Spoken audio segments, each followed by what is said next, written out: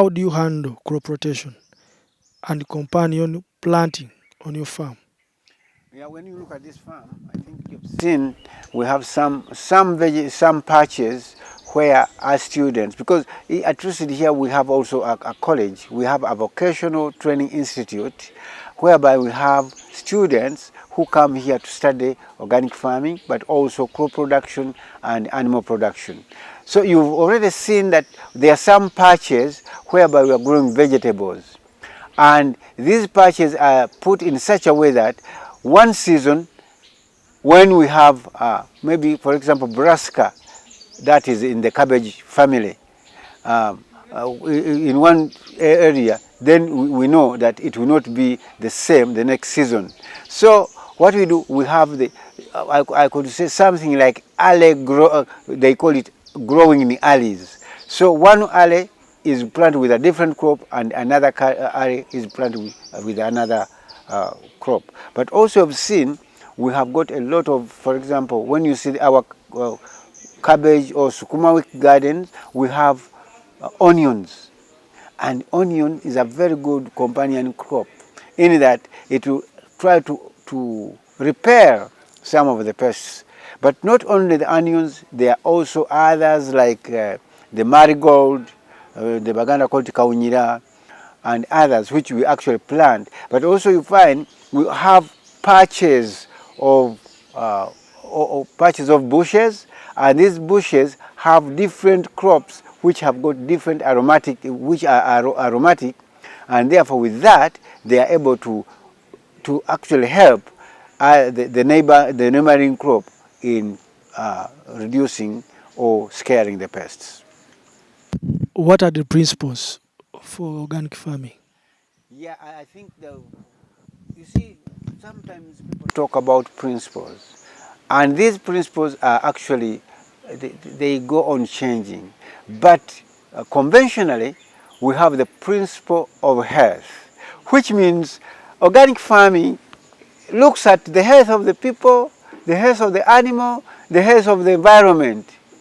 Then there is another principle of care. Whatever you do, you must do it with care.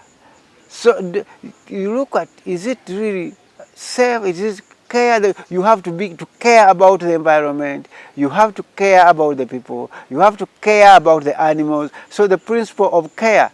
Then the principle of ecology, and that is, I think you see it here, ecology, to ensure that, because when I'm talking about ecology, I'm talking about the way things relate. When I'm talking about agroecology, that is, how is the ecology of agriculture?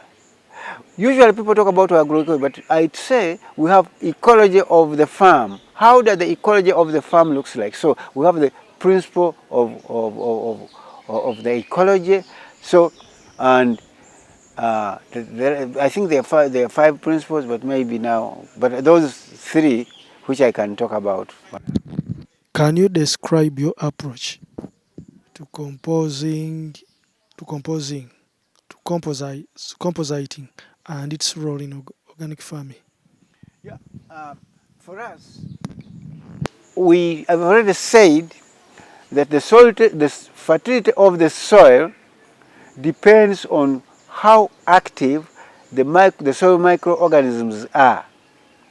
Some years back, people used to get the organic matter and put it in one place and it decomposes.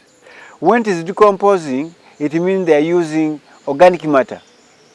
They are decomposing organic matter and they are using microorganisms. And these microorganisms do all the work within that area. But of recent, science has proved that one, when you take the fully decomposed material into the soil, then it's not very effective. So our system is, we trap the microorganisms, we feed them, and we release them in the gardens. And that's why we have the different type of organic fertilizers. We have fertilizers which we call native microbe fertilizers, whereby you get the microbes, you collect them, you multiply them, you feed them, and you release them in the garden so that they can start now working in the garden. And this garden where you are releasing your microorganisms should have organic matter. So we are no longer having composting in one area, but the composting takes place in the farm. But also, for example, we have another system of liquid microorganisms, whereby we collect the microorganisms and then feed them and take them to the garden and spray them in the crops. And I think that's our way of, we are no longer doing the conventional composting, but trying to take the microorganisms in the soil so they can work in the soil directly. It's a discipline with people in organic farming that they don't use tap water. Why? Example, at organic farming, I said we actually want, we are looking at the soil, the first thing, very important. And it's when you see, if you keep your soil covered most time of the year, it means it will not lose the soil fertility. It will not lose a lot, as much water as it would be. So, but also I would say, if you put in place water or soil and erosion structures, it has the water retention gullies. When it rains, the water does not flow. It does not leave your farm. It's a strategy that, for example, if you are near the road, you will make sure that the water which would go on the road is diverted and goes into your farm. And this water, it will find organic matter in the soil.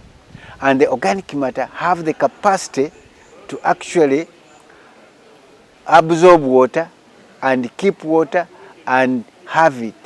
But I would also say, as organic farming is like another type of farming, we encourage people to either collect rainwater and use it for irrigation, but also try to make underground water and make irrigation, because sometimes people don't do irrigation simply because maybe the water, it uses a lot of energy to bring the water into their farms. But I would say we cannot go without irrigation. But what is important is ensuring that the soil is kept covered most time of the year.